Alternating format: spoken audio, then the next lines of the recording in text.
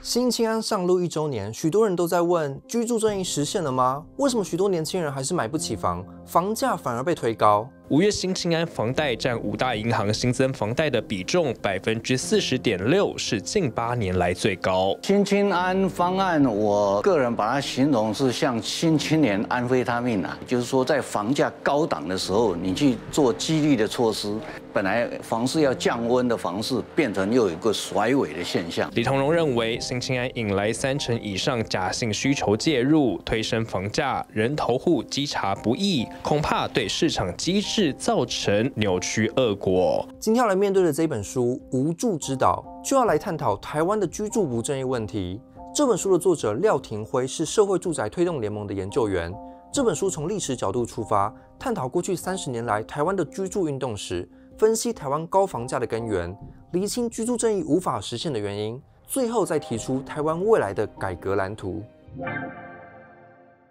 台北市过去40年来的房价所得比，从2006年开始就一路飙升，到2023年已经是15倍，要不吃不喝15年才买得起房。相比之下，世界银行认为的合理房价所得比是在5倍以下。建商一天到晚喊说高房价是因为刚性需求，但是根据财政部资料统计，近6年台湾新建的52万住宅，有53%是非自住，可见台湾的房屋持有成本很低，你可以拥有好几间房。全台有85.1万宅空屋，空屋率9.33%。全台除了连江县，其他县市空屋率都上升。如果以6都的空屋率来看，高雄有10%，台南超过9%，占6都的前2名。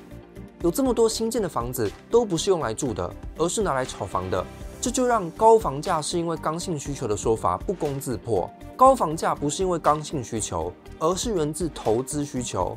但是政府每次遇到房价问题，就说台湾住宅自有率85%，家家户户都有一房。但如果真的是这样，房价上涨，大家应该要开心才对啊，因为自己的资产增值了。但是根据台大城乡所华宜昌教授的分析，全台家户的组成是60%拥有一房，10%是经济弱势，20%是买不起房的青年，最后10%是持有2房以上的屋主。其中最大宗的60%家户是感受最矛盾的一群人。他们自己有房，却看着子女买不起房，所以希望房价不要太高。但另一方面，因为自己有房，所以又怕房价跌了，自己的资产就缩水了。所以每当人们要改革居住政策时，少数10%的房产阶级就可以制造舆论恐慌，让多数60%的人来反对改革。常年下来，就形成一种房地产文化霸权。不断灌输大众一个概念：房地产只能涨不能跌。房价当然不合理，但是不可能跌下来了啦。你不要去追求合理。坦白说，如果房价大跌，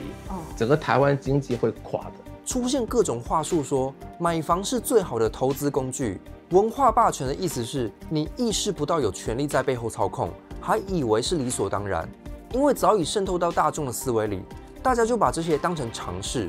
例如，买房投资被写进台湾的国小课本里，从小就教小孩炒房，让炒房取得文化的正当性。国小6年级的社会科教科书，居然里面是在教孩子炒房。这段课文里面就写着啊，当房价比较低的时候，你就应该先买进，然后呢，趁着价格上涨的时候再把房子卖出去脱手赚利润。教小学生这么小的孩子炒房，不太对吧？当今台湾的居住问题已经成为世代剥削问题，房产都被老一辈占有，把年轻人当成韭菜割，但是年轻人的收入却比上一代还低。台湾社会学家林宗宏研究发现，1978年以前出生的台湾人享受到战后经济成长的果实，薪资成长幅度高。相比之下，1978年以后出生的世代，出社会后的薪资成长曲线却掉了一大截。如果计入通货膨胀，年轻人的薪资其实是缩水了。工业及服务业平均月薪近10年来涨不到1万，以去年1到10月经常性薪资平均为45441元来看，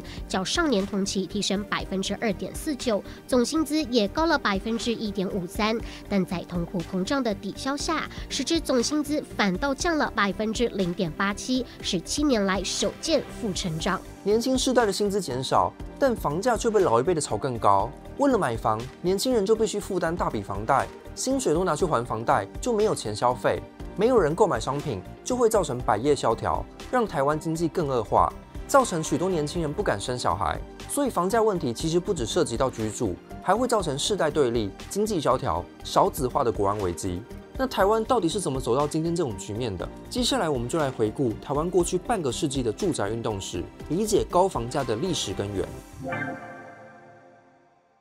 战后国民政府迁台，200万移民涌入，台湾人口增加1/3。但是当时政府主张反攻大陆，并没有要处理居住问题，认为这些移民很快就可以回中国了。我是成都人。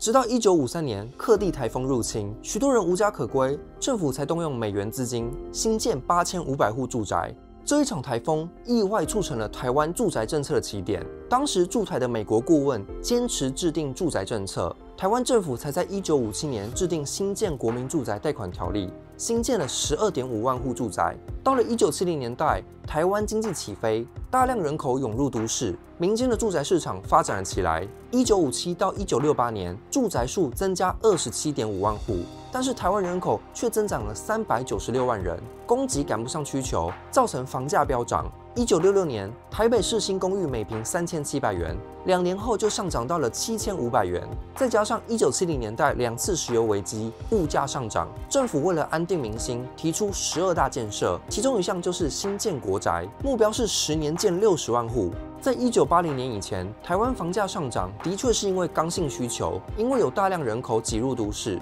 住房需求远大于供给。但是在1980年代后，这种说法就不适用了。都会地区人口没有大量增加，但是房价却暴涨，为什么呢？因为1980年代，美国雷根政府任内推行新自由主义政策，要求台湾开放市场自由化，所以在1987年，蒋经国总统宣告解除外汇管制。大量资本流入台湾的股市、房市，加上1987年台北宣布要盖捷运，造成全台房价连续3年暴涨。你知道房子现在1坪多少钱吗？告诉你呢，20-30万呢。像你这种赚法，一辈子都买不起。买房子，你做梦了。现在社会上要发财要发横财，你知不知道？你知道吗？不知道。但是政府却只想拥护房地产市场，开始推行一种说法：每个人都要懂得投资理财，才能买得起房。买不起房不是政府的政策问题，而是你个人的问题。刚好当时在1987年解严后，民众开始可以上街抗议。1988年，几位国小老师跟台大城乡所的师生就发起无壳蝸牛运动，组成无住者团结组织，发表蝸牛主义宣言。住宅它是基本原则的一部分，不是商品。抗议房屋被商品化，要求政府制定房租管制、征收空屋税、新建公共住宅。1989年8月26日，夜宿忠孝东路的活动，最多人次达到5万人。亲戚朋友都认为我被放逐了，因为我在台北市几乎租不到任何的房子。示威者用幽默讽刺的手法表演大富翁之舞，民调显示有超过70%民众支持，媒体风向也是一面倒支持这场运动。为什么呢？因为无壳蝸牛运动不跟任何政党靠拢，所以被视为解严后街头运动的清流。当时行政院的回应却是回避房价、税制问题，而主张补贴、扩大房贷，其实就是要把那些买不起房的人变成合格的消费者，而不去面对高房价的问题。社会学家萧新煌认为，这场无壳蝸牛运动具有非政治的性格，这是他成功的原因，也是失败的原因。因为不跟任何政党合作，就没有办法取得更多的政治资源。这也是后来的居住正义政策要能够成功的一项关键。再加上这时期的运动诉求还很粗糙，强调的是要让民众买得起房，追求的是房屋的所有权。直到1997年亚中金融风暴后，台湾的住宅运动才从追求所有权转向追求居住权。1990年代，台湾家户数量快速增长，从1994的560万人到1997年已经涨到620万人，每年平均房屋交易量是48.2万户，是台湾史上房屋买卖移转户数最多的4年。房市火热，房价也跟着上涨。1980年台北市房价平均每坪要价7万6，到了1990年来到26万7千元，短短10年暴涨近4倍。但是因为这段期间，劳工的收入也跟着上涨。一般家庭可支配所得从46万涨到86万，所以民众还是负担得起房价。直到1997年，亚洲金融风暴冲击台湾，股市、房市暴跌，民众购物意愿减少，当时著名的建商都出现周转不灵，三彩建设的股价出现跌停板。当时建筑投资工会就跟行政院说，房子滞销卖不出去，会导致营建业崩溃，冲击台湾经济。行政院长萧万长接受了建商的诉求，通过1500亿的优惠房贷方案，这是台湾政府首次针对房贷编列预算。表面上说是要协助中低收入户的人可以贷款买房，但其实就是要拯救濒临崩溃的房市。这项政策一出，立刻引发学界民众反弹。房地产崩跌就是因为房价被建商炒得太高，结果现在既然要用纳税人的钱去帮他们解套，演变成房价只能涨不能跌的局面。只要房价一跌，政府就会出来护盘救市。社运团体不满之下，组成无壳蝸牛联盟，每周都上街抗议。这时的无壳蝸牛联盟主要诉求不再是房屋的所有权，而是转向居住权，要求政府开发租赁住宅、租金补贴。在压力之下，行政院才开始把土地与住宅政策列为会议主题。当时无壳蝸牛联盟提出租金支出可以抵税，但财政部却回绝说，大多数国家没有这种制度。1998年8月，无壳蝸牛联盟组织夜宿忠孝东路活动，5位总统参选人都到场承诺，公开签署支持住宅政策的支票。没想到不到1个月，就发生了921大地震，政府跟民间的心力都转向协助灾区重建，意外让住宅运动就此中断。直到2000年，台湾首次政党轮替，在520陈水扁的就职典礼上，无壳蝸牛团体就带着陈水扁选前签署的承诺书到场，提醒民进党不要忘记选前承诺。早在1993年，民进党就提出公平正义的福利国，10大社福主张之一就是人人有屋住的住宅政策。但是在陈水扁执政初期，适逢921地震后经济下滑，失业率上升，政府就推出优惠购屋贷款来维持经济。2000年到2005年间，一共核定了1.8兆贷款利息补贴，不断加码青年购物贷款，就不用去深思住宅政策。当时由政大地政系教授花敬群起草的住宅法草案，一直被挡下来，没进到立法院送审。当时的行政院长张俊雄就说：“我们要顾虑到青年需求，但也要顾虑整体不动产行业的提振。”2000亿优惠的房贷，协助47000个家庭早日完成购物的愿望。住宅法法案虽然没有3读通过，但是在倡议路线上却提供了充足的论述资源。住宅团体不再只是批评高房价，而是要求居住权，像是废除单身歧视条款、照顾弱势族群、补助学生租屋，还有最重要的社会住宅，这都进一步奠定了下一阶段马英九执政时期的居住正义论述。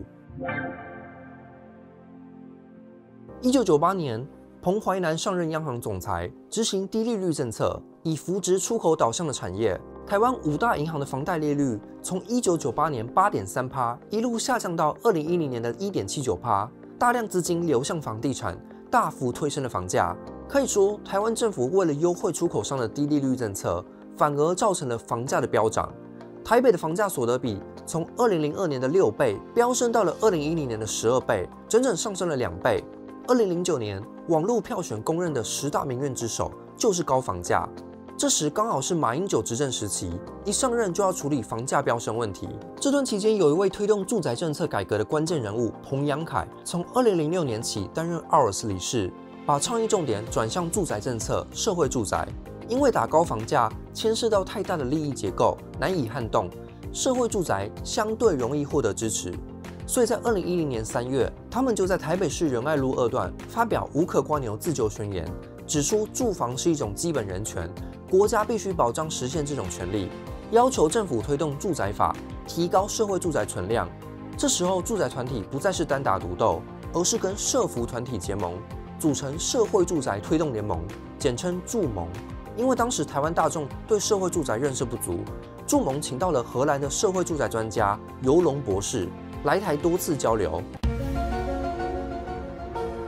并利用大选前的机会拜访当时竞选台北市长的候选人郝龙斌、苏贞昌，还有新北市候选人蔡英文，游说他们将社会住宅列为竞选5都的政见。民进党就利用这点来打选战，质疑郝龙斌过去4年没有盖任何一座社会住宅。民进党台北市长候选人苏贞昌呢，今天就说了，社会住宅的这个构想呢，他是最先提出来的。他也批评对手郝龙斌现在才跟进，根本就是急就章。不过呢，郝龙斌则是回应表示，市政府呢对社会住宅的有配套的完整措施，再加上呢现在又有中央政府的背书，所以这张支票在4年之内就能够兑现。为什么只关注弱势族群的社会住宅会突然变成选举焦点？当时台湾刚度过2009年金融海啸，失业率上升5%，年轻人的相对剥夺感强烈。而对政党来说，支持社会住宅其实是回避高房价问题的替代方案。因为不会挡到建商的财路，在2011年的5一劳动节，住宅团体加入5·1反贫困大游行，6000位民众上街头，到地保面前抗议，要求政府盖社会住宅，通过住宅法，实价登录。我们要社会住宅，我们要住宅法。希望在2012年总统大选前向执政党施压，跟在野党结盟。而这招的确奏效了。民进党发布10年政纲住宅篇，由花敬群起草，带入进步理念，目标是让台湾的社会住宅存量达到整体住宅量的10%。向民众宣告，民进党会做得比国民党更好。住宅它终究它的最根本的本质仍然是居住使用，也就是说，我们应该让住宅回归它民生需求的本质，重消费而抑制投机。我们在民进党的政策里面，我们确实看到了这样一个方向。面对民进党政纲的挑战，还有2012年的选前压力，马英九政府就请立法院长王金平快速针对住宅法进行协商，隔日就火速通过。就这样，住宅运动努力了20年，终于在2011年，台湾有了第一部住宅法，明文规定政府应该保障居住权。立法通过后，2012年总统大选，国民党保住了政权，马英九连任。但即便通过住宅法，房价却依旧飙升。马政府的官员还出现失言风波。营建署长叶世文7号参加民间论坛，脱口说出投资股市会亏本，房地产才是最好的投资，还说2016以前不会实价课税，让学者专家痛批叶世文失言又失职。我不知道我失言哪里，我没有吧？营建署的发言等于公开鼓励大家炒房，戳破了政府说要实现居住正义的谎言，人们的怒火又再次升起。在2014年5月发起潮运，选了当时台北房价最高的仁爱路当作游行起点。我们要实价课征增值税，我们要实价课征增值税，我们要公共住宅，我们要公共住宅。这时候的倡议路线不再只是抗议高房价了，而是要求政府保障居住权。潮运活动当晚，上千人夜宿地堡，台北市长参选人柯文哲也出席支持，喊出4年2万户的选前支票。潮运团体还直接点名房产数量前10名的立委。立委房产排名第1的是国民党的张庆忠，底下有143笔；第2名则是民进党立委薛凌，有77笔。不管是国民党政府、民进党政府都说要做居住正义，结果我看到你的立委们，一个1年炒了82间，一个1年炒了97间，然后你口口声声跟我说你们要支持居住正义。我们要求你在2016年之前就给我们做出点成绩，而不是每次只是在选举告诉我们说，如果我当选之后可以怎么样。我觉得我们台湾人民受够了。在潮运的压力下，马英九政府承诺会尽快提出房地合一税，但结果只有改革不动产交易税，而不是囤房税。法案通过前，建商工会的人还去拜见行政院长、财政部长，希望他们放宽税制。结果2015年通过的版本变成为建商量身打造的房地合一税要缴的税比奢侈税还少，潮运团体只能勉强接受这个结果。虽然不尽人意，但至少完成了一个阶段性目标。2016年总统大选后，民进党胜选。当时，民进党住宅政策背后的推手就是潮运组织的花敬群。花敬群指出，房地产是经济火车头是一个迷思。相较于不动产市场，住宅市场其实对 GDP 贡献更大，应该要健全租屋市场，才能帮助台湾经济发展。民进党上任后就提出3项改革，首先是住宅法修法，因为2011年通过的住宅法问题重重，把兴办社会住宅的责任都丢给地方政府。当时内政部次长花敬群就与民间合作修法，明文规定社会住宅兴办由中央负责，规定经济弱势居住的比例要有30%。因为社会住宅不会挡到建商的财路，所以即便修法幅度超过80%，也顺利3读通过。但是修法后，却出现民众担心社会住宅会变成贫民窟，扰乱当地治安，造成当地房价下跌。一张张白布条，还有斗大的喷漆字样，抗议要公宅滚蛋。北市府都发局原本规划28号晚上要在信义区的鹿宝场基地召开公宅说明会，却遇上当地居民强烈反弹，抗议公宅进驻。民进党的第二项改革是为租赁住宅市场立法。台湾政府长期不重视租屋市场，导致供给不足，只占整体住宅6到13%，其他先进国家都至少有25到40%。因为在台湾，房子持有成本极低，房东把房屋空着，等房价上涨，也胜过租给别人。政府不立法规范，其实是因为政府预设了人们租屋只是短期的，之后总是要进场买房，所以不必立法保障租客权益。这导致7到9成的租屋处都是处于黑市状态。政府无法控管租屋品质，在台北租屋简直就像在迪士尼玩鬼屋。在台北信义区的套房，月租金不用9000，就被网友形容格局像牢房。同样在信义区7000元的雅房，空间只有1坪大，另外还有马桶摆在房间内，开放式空间被笑成大格局牢房，果然舒适。还有许多房东不允许迁户籍，但是租屋补助、育儿、学区、投票都是跟户籍绑一起的，没有户籍的租客等于被剥夺各种权益，形同次等公民。原本民进党要为租屋市场立法时，草案包含了改革税制，让有房者出租空屋；培力产业，让租赁产业提升水准；还有明确规范租屋的权责义务，像是定金上限、罚则。但在修法期间，却只剩下一条培力产业，变成了一条租赁专法。因为如果规范权责义务，势必会影响到房东的利益。结果是租屋族的权益被牺牲，至今依然没有法律保障。这虽然让住宅团体不满意，但至少台湾终于有了一部租赁市场专法，依然算是往前迈进了一步。最后一项蔡英文政府任内的改革是实价登录 2.0。2011年，国民党政府的实价登录只揭露区段化，排除预售屋登录，在推出后就备受批评。实价登录 2.0 承诺要补上预售屋价格，门牌揭露，让房地产业者不能靠资讯落差来哄抬价格。但是这么做势必会对房产阶级造成冲击，所以在2018年4月送行政院审查后，一直没有得到审理，说要等到2018年9合1选举过后再讨论。2019年，侨运团体再次呼吁蔡英文政府坚持当初的承诺改革，推动实价登录 2.0。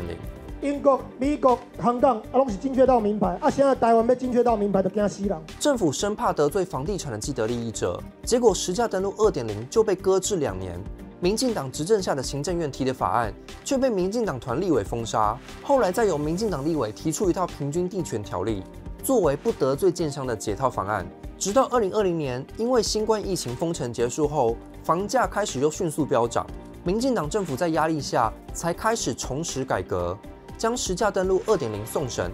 最终在2020年12月底3读通过，2021年正式上路。看完了过去30年的居住正义改革，作者现在要建议台湾的下一步该怎么走。首先，我们要先辨别当今居住正义最大的受害者是谁，是没有父母财产可以继承的那群年轻人。他们没有富到买得起房，但又没有穷到可以申请社会住宅，变成夹在中间的夹心阶层。作者建议，我们应该从社会福利转向社会投资的概念。现在的社会福利，像是租金补贴、社会住宅，都不足以解决青年买不起房的问题。我们必须意识到，帮助青年解决居住问题，其实就是在帮助社会。因为买不起房的人，常常是因为没出生在有钱家庭，这就会把负面影响传到下一代，造成世袭的不平等。年轻人只能租房，但是租屋市场问题重重，你每天都要处理找房租屋的鸟事，就会影响到工作效率，也会让年轻人更不愿意生小孩，造成少子化问题、国安危机。如果国家能够帮助年轻人免除这个居住压力，年轻人就可能更愿意生小孩，不用担心小孩没有一个家。如果生育率提升，小孩变多了，那对于教育产业的人力需求也会提升。换句话说，如果社会愿意投资在青年的居住问题，就会对未来的社会产生正面效益。因此，作者提出了5大改革途径。第一是缩金流，不能让过多的资金流入房地产。金管会在2018年8月调整银行法规定，说要鼓励企业扩大生产，放宽流入不动产市场的资金管制。这被视为是不动产放款天条，造成房市过热，房价指数快速上涨。再加上今年的新青安政策，已经让房市热过了头。新青安政策让房贷乱象频传，而就怕房市热过头了，传出央行要出手。从上周开始，央行总裁杨金龙是亲自的密集个别约谈各银行的总经理，并且呢直接祭出不动产减降令。我们别忘了，美国的次级房贷风暴就是因为银行任意放贷造成的。所以第一个必须改革的就是银行法，要加以管制流入房地产的资金，才能遏止房价不断上升。接下来第二步是反囤房，制定囤房税，让拥有多屋者释出大量空屋。为了鼓励释出出租，可以搭配出租免征条款。如果愿意把3房以外的房子出租，就可以免征囤房税。为了避免被抽重税，持有多房的人就比较会愿意把房子租出来。目前台湾超过3房的家户只有5到7%，也就是说，囤房税不会波及到台湾的90%民众。囤房税实施后，持有成本增加，屋主就会更愿意把房子出租，解决租屋市场供给不足的问题。这就带到第3步的改革，推动租屋登录，让租屋市场透明化，保障租客权益，还可以明定吹哨条款。如果房东隐匿租屋事实，房客可以在退租后向税务机关检举，让房东不能逃漏税。囤房税实施后，税收增加，多出来的税收就可以拿去降低房客的负担。这就是改革的第4步，用房租的支出抵税。最后一步是社会住宅应该从抽签制改为国际标准的排队制。西方先进国家都是抽取号码牌后排队，这样才会对政府产生压力，因为号码牌发出去了，就等于要承诺把住宅盖出来，而不会在选上后就跳票承诺。最后，我们还可以考虑超越市场跟国家的第3选项——合作社住宅。一群想要住在同一个社区的人集资购买土地建屋，不需要政府或建商，人们自己就可以组织起来，由住户共同讨论要设计怎样的公共空间。例如，1989年中研院员工曾发起学人山庄社区，还有2017年新北市推出的三峡北大青银共居计划，甄选理念相近的共居伙伴，创建年轻人跟老人互助的社区，让老人可以有社群感，不孤独，以此应对台湾即将转向的高龄化社会。这种合作社住宅在欧洲许多高龄化的国家都已经实施多年，可以重新打开我们对居住的想象，找出一条超越市场跟国家的出路。今天这支影片，我们介绍了台湾居住正义运动30年来的演变。第一阶段，1989年的无壳蝸牛运动，建立超越党派的形象，拒绝与政治势力结盟，但也因为不跟党派结盟，导致无法对政府产生太大的影响力。再到第2阶段，亚洲金融风暴后，民间组织积极跟政府建立合作关系，论述也从追求所有权转向保障居住权，迫使政府改变放任市场的态度，开始建立政策介入市场，保障人民的居住权。再到第3阶段，主打政策倡议，跟不同的政党、政府部门展开既批评又合作的关系，用选前的政治机会来制造社会舆论，让候选人不得不回应高房价的问题，最终成功促使政府推动住宅法、实价登录 2.0。居住不正义的问题不只涉及居住，还会影响台湾经济、世代冲突、少子化、国安危机。要实现居住正义，我们就必须加强不动产市场的资金管制，制定囤房税，让大量空屋释出出租，租屋市场透明化，保障租客权益，房租支出抵税，减轻房客压力，还有排队制的社会住宅，跟共同持有的住宅合作社，这些都是下一阶段的改革可以努力的方向。要实现居住正义，就不能寄望政府会自己改革，而必须组织民间的力量向政府施加压力，让每个人的居住权都能够获得保障，让台湾不再是一座无住之岛。留言加分享本集的影片贴文，就可抽无住之岛1本。本集影片由频道会员赞助播出，也欢迎您使用超级感谢或是加入频道会员，就可以收看会员专属影片。